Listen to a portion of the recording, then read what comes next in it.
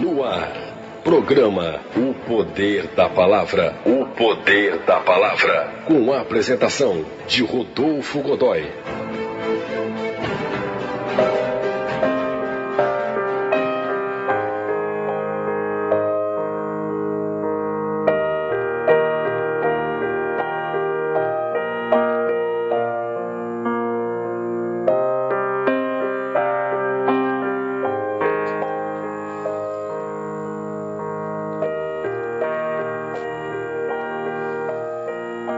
E a palavra que nós vamos ler neste momento está no livro de Lucas, capítulo 3, versos de 1 a 6.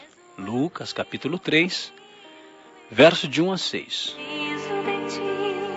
Diz o texto: E no ano 15 do império de Tibério César, sendo Pôncio Pilatos governador da Judéia, e Herodes, tetrarca da Galiléia, e seu irmão Filipe, tetrarca da Itureia, e da província de Traconites e Lissânias, tetrarca de Abilene. Sendo Anás e Caifás, sumo sacerdote, veio no deserto a palavra de Deus a João, filho de Zacarias. E percorreu toda a terra ao redor do Jordão, pregando o batismo de arrependimento para o perdão dos pecados, segundo o que está escrito no livro das palavras do profeta Isaías, que diz: Voz do que clama no deserto, preparai o caminho do Senhor, endireitai as suas veredas. Todo vale se encherá, e se abaixará todo monte e outeiro. E o que é tortuoso se endireitará, e os caminhos escabrosos se aplanarão, e toda a carne verá a salvação de Deus. Evangelho de Lucas, capítulo 3, verso de 1 a 6. Águas tranquilas que fluem dos teus rios, Jesus,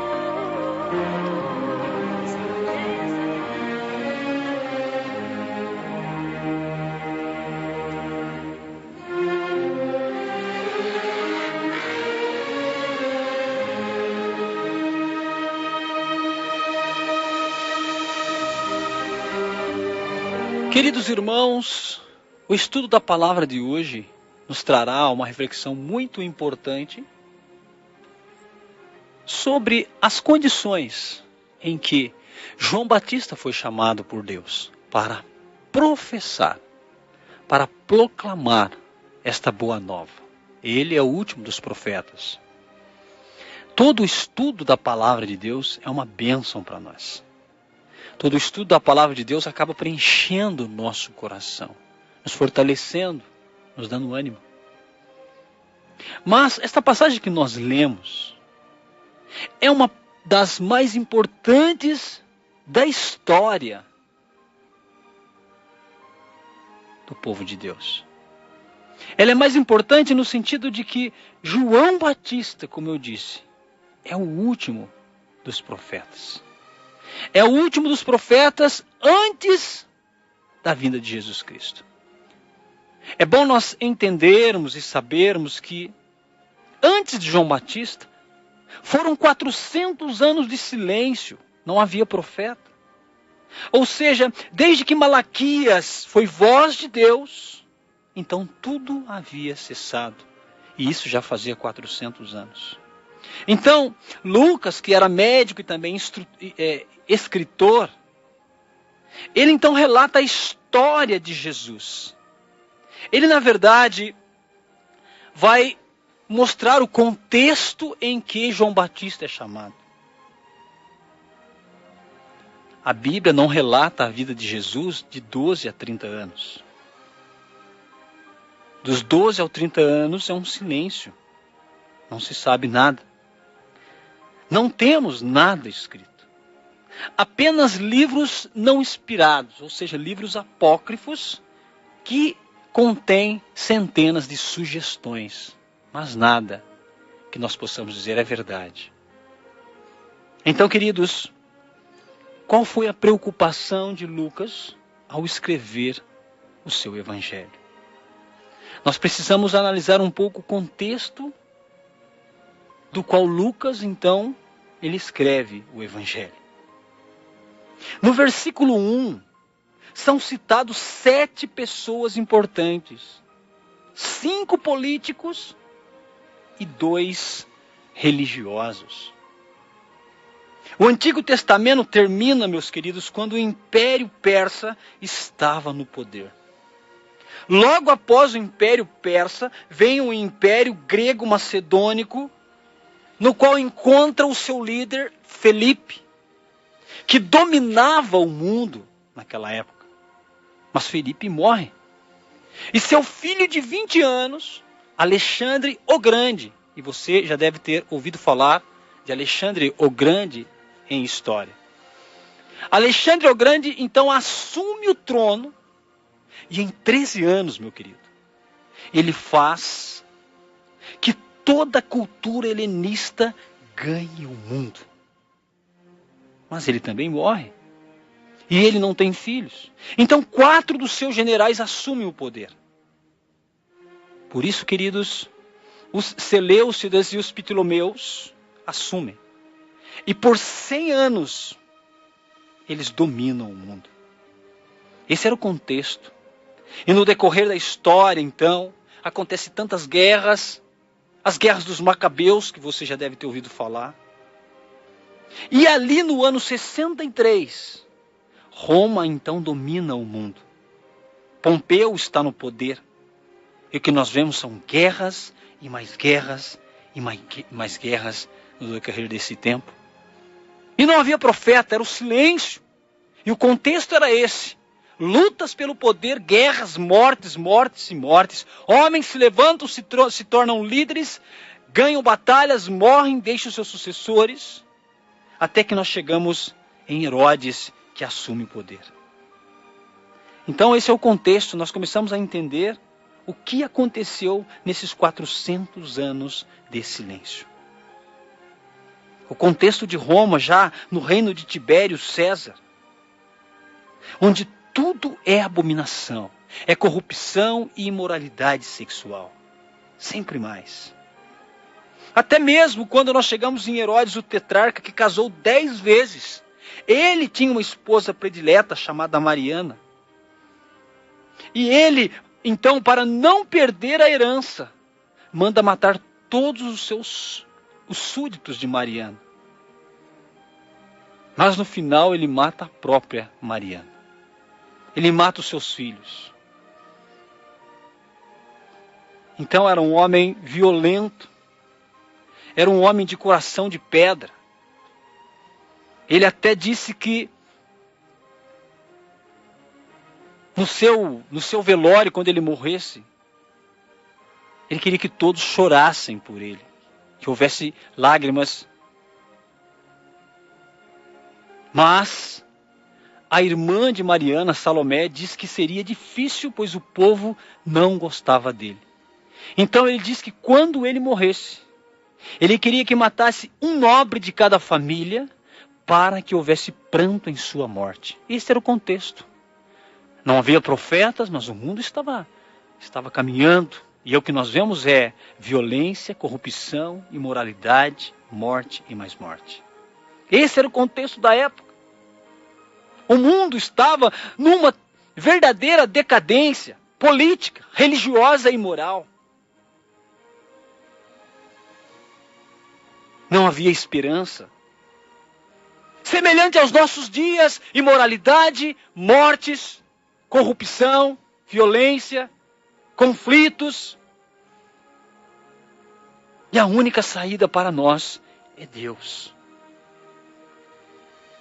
Naquele tempo não havia esperança, não havia luz no fim do túnel. E a única saída foi Deus. Deus levanta um homem para pregar a boa nova. Então Deus levanta quem? Deus levanta um homem estranho. Com tantos sábios, Deus levanta então um homem estranho. Deus levanta um homem que se vestia com roupas estranhas. Pele de carneiro era sua roupa. Ele morava no deserto. Então ele morava em um lugar estranho. A sua comida era uma comida estranha, ele comia mel silvestre e gafanhotos. Este é o homem que Deus levanta após 400 anos de silêncio. Deus levanta um homem que ninguém esperava que fosse desse jeito, mas foi. Lá no versículo 3, querido, o texto diz: e percorreu toda a terra ao redor do Jordão, pregando o batismo de arrependimento para o perdão dos pecados. Deus levanta um homem estranho, que morava num lugar estranho, que o seu cardápio era uma comida estranha. E Deus levanta esse homem para pregar. Detalhe, Deus não levanta esse homem para pregar em igreja. Deus não levanta esse homem para pregar em 4 paredes. Deus levanta esse homem para pregar mundo afora. E quando Deus levanta para pregar, Ele levanta para pregar o quê? Qual era a mensagem desse homem? A mensagem desse homem não se tratava de prosperidade, a mensagem desse homem não se tratava de milagres, a mensagem desse homem não se tratava de bênçãos, a mensagem desse homem não se tratava de vida boa. A mensagem desse homem, que Deus levantou depois de 400 anos de silêncio de profetas, a voz de Deus, no mundo que estava totalmente imoral, em guerra, destruído, semelhante ao nosso, Deus levanta um homem para pregar arrependimento. E o que nós aprendemos com isso já no início desta mensagem? Que não existe boas novas sem que aconteça arrependimento. Não existe salvação sem arrependimento.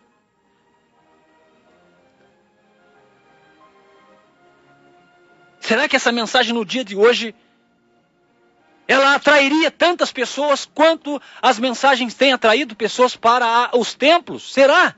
Será que se essas igrejas que pregam prosperidade, esses falsos profetas que veiculam na mídia milagres e mais milagres, se eles pregassem a pregação de João Batista, será que eles construiriam templos gigantescos? Será que eles conseguiriam construir patrimônios gigantescos do jeito que se consegue? É para se pensar, meus irmãos. Porque a mensagem que é pregada hoje não é arrependimento. Então, se João Batista fosse levantado por Deus hoje para pregar arrependimento, com certeza assustaria muitas pessoas. Será que João Batista teria êxito em suas pregações? Nós, meus irmãos, não vamos para a igreja para ouvir um pastor pregar prosperidade, para ouvir um pastor falar sobre milagres. Na verdade, nós não vamos para ouvir o pastor, mas para ouvir Deus através da sua palavra. Então João Batista está agora falando do caminho de Deus. Ele não fala da sua placa de igreja, do seu patrimônio, das campanhas para manter as mídias televisivas e outras mais. João Batista é levantado para falar do caminho de Deus. Ele fala sobre endireitar caminho. Ele fala sobre deixar pecados. Mas e hoje, meus irmãos? Quantos frequentadores de igreja que vão buscar alguma coisa que pensam que tem o direito que tem, que acham que Deus tem o dever de lhes dar aquilo? Quantos frequentam a igreja sempre à espera de um milagre? Estão enganados, porque nós não somos dignos de nada a não ser do inferno. Ai de nós, se não fosse a graça de Deus, estaríamos condenados à morte eterna. O sacrifício de Jesus nos salvou. É preciso muito mais do que campanhas para Deus curar. É preciso muito mais do que carnês para manter patrimônio de meia dúzia de pastores. É preciso muito mais do que vendas de objetos religiosos, toalhas, lenços, velas, água-bentas e tantas outras coisas em nome de Deus para manter a obra. É preciso muito mais. Sabe do que é preciso, meus irmãos? João Batista diz: é preciso deixar pecado, é preciso endireitar os caminhos, é preciso se quebrantar diante de Deus. Mas não é quebrantar de emoção, é quebrantar coração. João Batista está dizendo que é preciso endireitar os caminhos tortos. João Batista está dizendo que existem pessoas que é uma pessoa na igreja e outra em casa e outra no trabalho. João Batista está dizendo que está faltando coerência. O que será, meus irmãos, que está torto na sua vida? Na nossa? No nosso casamento? No nosso trabalho? Lá na escola? No namoro? O que é que está torto? Porque esta é a mensagem que precisa ser pregada nas igrejas. O que é que está torto?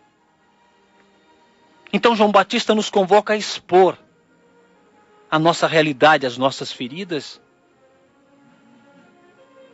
E com essa mensagem diferente, impactante, a multidão começa a correr atrás de João. A multidão começa a perguntar para João. A multidão quer ouvir João. Porque fazia 400 anos, meus irmãos, você tem ideia do que é isso? É como se faltasse 400 anos de alguma pregação que você não ouviu mais. É como se sua vida inteira, porque você não tem 400 anos. Então é como se a sua vida inteira você não ouvisse uma pregação inspirada. É como se durante toda a sua vida você nunca tivesse ouvido uma pregação, uma exposição do texto bíblico que alimentasse a sua vida. O que nós vemos hoje são falsos profetas. São homens que não têm compromisso com Deus. O que nós estamos vendo, uma parcela muito grande do nosso tempo que arrasta multidões, são homens que não têm compromisso com Deus, são homens que não têm fidelidade nem temor a Deus, são mensagens que não vêm da Bíblia, são mensagens totalmente adulteradas. Usa-se a Bíblia para atrair pessoas, mas prega-se aquilo que Satanás quer que pregue: prosperidade, bênção, milagre, cura, riqueza. Mas arrependimento, você já ouviu? Pare para ouvir alguma vez uma pregação dessas mídias televisivas para você ver. Se fala de arrependimento, de mudança de vida, não falam. Fala de poder, de cura e milagres. Você pode receber muitas bênçãos, meus irmãos, meus ouvintes, muitas curas, e pode não ir para o céu. Porque a mensagem do Evangelho requer arrependimento. É aquelas pessoas vão atrás de João Batista e ele então começa a pregar, mas é incrível, porque a pregação de João Batista, ela não é como as nossas pregações hoje que faz a pessoa sorrir, se sentir bem, se sentir acolhida. Ah, eu fui naquela igreja e não fui acolhido, então eu não gostei, então eu não quis ficar naquela igreja, não me abraçaram lá na porta, não souberam me acolher, não souberam me atender. Mas você já viu qual foi a pregação de João Batista? E ele disse para aquelas pessoas: raça de víboras.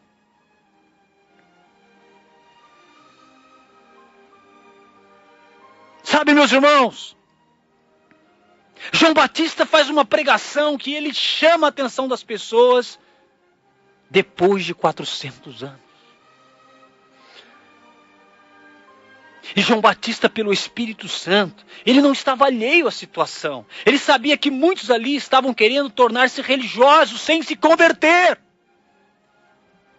Muitos queriam fazer parte da religião sem mudar coração. Ah, meus irmãos, como isso é muito atual. Quantos estão na igreja e são religiosos, mas não mudam, não endireitam os caminhos, não se convertem, não muda de vida, não muda o seu namoro, não muda o seu casamento, não conversa, não repreende seus filhos mais.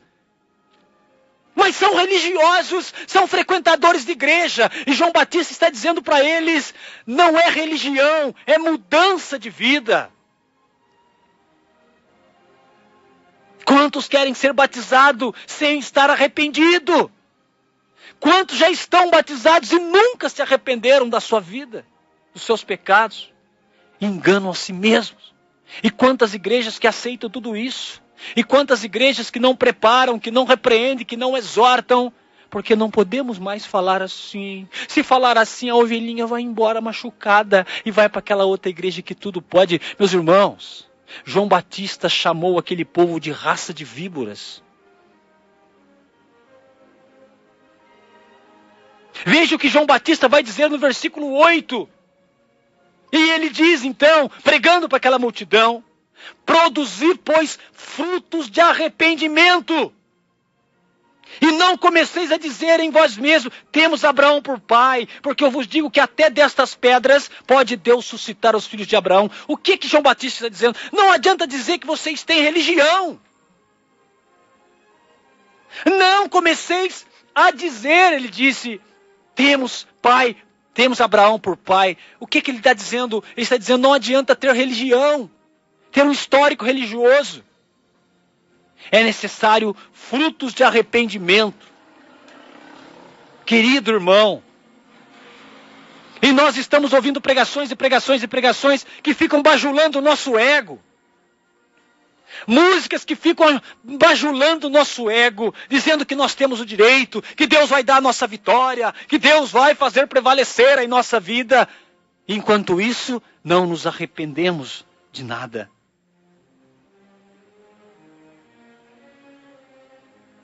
João Batista diz: vocês podem até serem filhos de Abraão, mas sem arrependimento não passa de falatórios, falácias. E o versículo 9 continua aí, querido. E também já está posto um machado à raiz das árvores, e toda árvore, pois que não dá bom fruto, é cortada e lançada no fogo. O texto está falando que se não houver verdadeiro arrependimento, vocês vão morrer. Ele não vai podar, ele vai cortar pela raiz. E você sabe, quando você corta a raiz, arranca a raiz, aquela árvore morre. E é isso que ele está dizendo. E quando ele fala isso, o povo fica apavorado. Eles queriam uma mensagem para mexer no ego, e João Batista mexe na alma. Pede para ele sair da vida velha pecaminosa. Quantos pregadores hoje que falam sobre ação social? Quantos pregadores que falam sobre amor ao próximo? Amém. Amor ao próximo, isso é muito bom, mas só ficam nisso. Quando se trata de amor a Deus e obediência à sua palavra, distorcem. Quando adulteram as suas palavras, levando as pessoas a cultuar imagens, levando as pessoas a fazer cultos totalmente de idolatria. Seja a imagens, ou seja homens que são pregadores, ou sejam ministérios de música que se tornam verdadeiros ídolos, que cobram gente fortunas para evangelizar. Não entenderam nada. E João Batista então prega sem respeito humano algum, sem medo. Ele prega obediente à palavra e à autoridade que Deus lhe deu. E o povo fica louco, o povo fica apavorado. E o que diz o versículo 11? E respondendo ele, disse-lhes: quem tiver 2 túnicas, que reparta com o que não tem, e quem tiver alimentos, que faça da mesma maneira.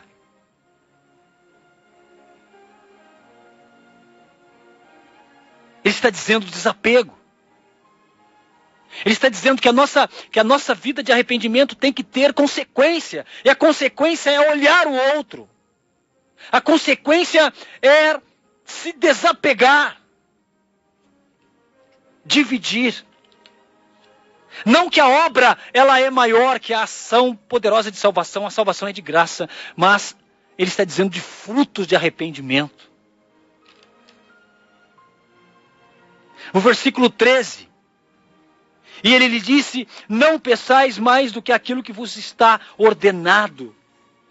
Ele fala de propinas. E você olha para o nosso governo, para a nossa política corrompida. João Batista prega aos políticos da época e aos de hoje. Ele fala de propinas, ele fala de corrupção, que o evangelho não tolera corrupção.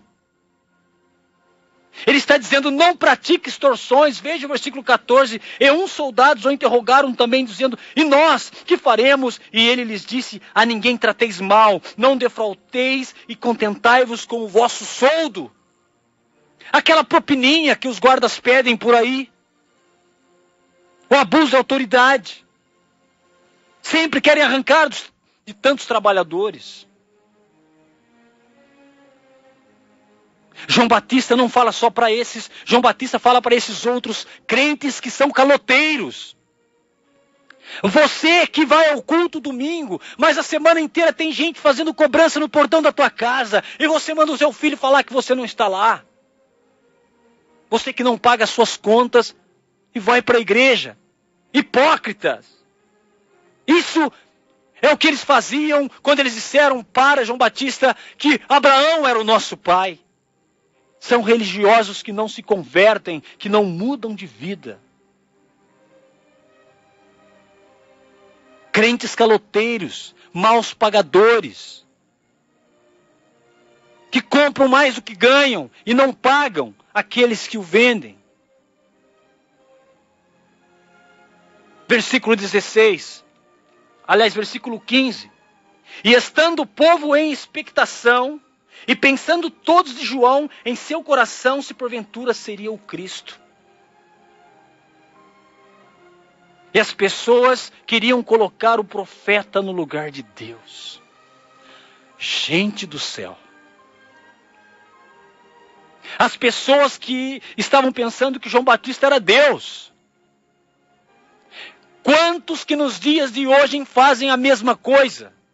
Idolatram pastores, bandas, ministérios, pregadores.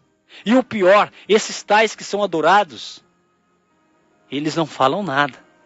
Na verdade, eles gostam de ser adorados, gostam de ser aplaudidos, gostam de vender os seus CDs, DVDs, gostam de cobrar para ir na sua igreja, para ir no seu congresso. Eu não estou dizendo que eles não tenham que viver da obra, mas veja o preço que tais ministérios, pregadores, conferencistas cobram, se é honesto, se é justo. Não é. Eles não precisam de tudo isso, mas querem mordomia, querem viver do evangelho como se fossem magnatas. Eles não olham para os primeiros apóstolos e seguidores de Jesus, que tinham o necessário, mas nunca o demais. Mas os tais de hoje pensam ser verdadeiros deuses, estão enganados. E no versículo 16, veja. Respondeu João a todos dizendo, eu na verdade batizo-vos com água, mas eis que vem aquele que é mais poderoso do que eu, a quem eu não sou digno de desatar a correia das sandálias. Este vos batizará com Espírito Santo e com fogo. Meu Deus do céu. Agora João Batista mostra verdadeiramente quem é ele e quem é Jesus Cristo. Só Jesus Cristo merece a glória, a honra e o louvor. Não o pregador, não o cantor, não o intercessor. Há muito joio e trigo misturado na igreja, meus irmãos, cuidado. Nem todo mundo é de Deus. Nem todo namoradinho é de Deus. Nem toda namoradinha é de Deus. Nem todo cantor é de Deus. Nem todo pregador é de Deus. Há muito joio na igreja. Então no versículo 17, o texto nos diz, veja, ele tem a pá na sua mão, e limpará a sua eira, e ajuntará o trigo no seu celeiro, mas queimará a palha com fogo que nunca se apaga. Esse é o Messias que virá para tirar a sujeira do povo, para jogar no lixo esta sujeira. Não essas igrejolas mentirosas, falsas que estão por aí, que não dão salvação para o povo, que não ensinam o caminho para o povo, mas acorrentam numa escravidão de tem que dar, tem que ofertar. Para Deus te abençoar, você tem que ofertar. Para Deus te curar, você tem que doar. Para Deus te curar, você tem que dizimar. Mentirosos, hipócritas, verdadeiros lobos com peles de ovelha. E Jesus virá para limpar a eira, para tirar o lixo que está misturado, porque tem muita gente de coração bom dentro dessa igreja, dessas igrejas. Tem muita gente querendo salvação, mas são enganadas com esse tipo de mensagem. Lá no versículo 19, sendo porém o tetrarca Herodes repreendido por ele por causa de Herodias, mulher do seu irmão Filipe, e por todas as maldades que Herodes tinha feito. Irmãos, um homem promíscuo, Um homem que tinha relação com a mulher do seu irmão. Um homem que tinha relações sexuais com a sobrinha dele. Quem consegue pregar para essas pessoas hoje? Porque o que vale é o interesse. Ah, mas ele é o tetrarca, ele é o político tal, ele é o governador, ele é isso, ele é aquilo, a gente tem que ter cuidado, a gente não pode falar qualquer coisa. Olha, gente, cuidado com esse irmão, cuidado com essa pessoa, você tem que ter toda uma dinâmica para pregar. Mas João Batista teve uma dinâmica, meu irmão. E a dinâmica se chamava Palavra de Deus. E ele pregando a verdade, usando a dinâmica bíblica que é o Jesus que liberta e que condena pecado. Ele é decapitado. A sua cabeça é servida numa bandeja. Por quê? Porque ele prega a verdade. Irmão, será que você consegue ver um pregador desses hoje em dia? Será que você consegue ver um pregador como João Batista nesses dias? Talvez o pregador que você mais admira é um grande empresário que não fala a verdade bíblica. Quantos que estão atrás de aplausos? O importante não é receber aplauso, meu querido, dos homens. O importante é que Deus seja exaltado. Mas quantos que buscam aplauso, fama, dinheiro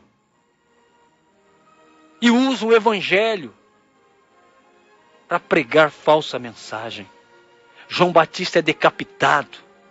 É um fim de um pregador de forma violenta. Por denunciar, por chegar, por ter a oportunidade de pregar a uma autoridade política. Ele é decapitado. Quantos que estão fazendo parceria com políticos, ignorando o evangelho, vivendo um cristianismo descartável, fantasioso, que não tem nada de Jesus Cristo. A história de João Batista, ela é uma história para realmente chamar a nossa atenção. Ele é levantado de maneira estranha, um homem que vive uma vida estranha. E Deus levanta para impactar. Depois de 400 anos de silêncio, a terra toda corrompida, Deus levanta um homem para aplanar o caminho do Senhor. Um grande pregador, que teve, na verdade, toda a sua vida, tudo que a Bíblia fala sobre João Batista, tudo que nós sabemos sobre João Batista, está inteiramente relacionado ao Evangelho, à Boa Nova, a Jesus Cristo. E por causa disso, ele perde a sua vida.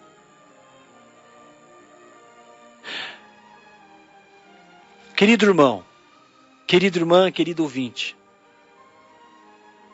é fato que nós estamos cheios de igrejas espalhadas pelo mundo. É fato que muitos pregadores são pregadores só de dentro de igreja. São pregadores bonitos, bem arrumados, engravatados, falam bonito, têm doutorado de teologia, mas a sua pregação não consegue sair da porta para fora da igreja. São homens que vivem do seu ministério. São homens que sustentam as suas casas e os seus empreendimentos com os seus ministérios. Mas que muitas das vezes as suas vozes não conseguem ultrapassar as 4 paredes do templo. Por quê? Porque não são como João Batista. Porque escolhe o público a pregar a sua palavra. Porque dependendo do público ele não fala qualquer coisa. Ele não fala o que Deus manda falar. Ele fala o que ele acha melhor que deve ser falado. Sendo assim, não impacta. Deus não entra nos corações e não transforma vidas. Porque Deus não compactua com isso. Deus não tem nada a ver com este picadeiro de circo que tem acontecido nas igrejas. Haja vista, o Brasil é tido como um país que mais cresce de evangélicos. mas é só números. Na prática, e nos frutos que João Batista disse, frutos de arrependimento, isso comprova o contrário. Não é o que as pesquisas dizem. O que tem acontecido no Brasil é um inchaço. Pessoas que são atraídas por um evangelho adulterado. Pessoas que são atraídas por um evangelho que dá coisas, mas não dá a salvação para a pessoa. Por isso, meus irmãos, nós precisamos estar atentos. Nós precisamos observar com muita atenção para onde é que as mensagens que estamos ouvindo estão nos levando. Para Deus ou para nós mesmos? Porque há muitas igrejas que têm pregado para agradar o homem e não para salvar o homem. Que o Senhor Jesus, que o Senhor Deus nos ilumine e nos guarde e nos oriente, para que sejamos verdadeiramente homens e mulheres com vidas transformadas, com vidas que nasceram de novo. Em nome de Jesus. Amém.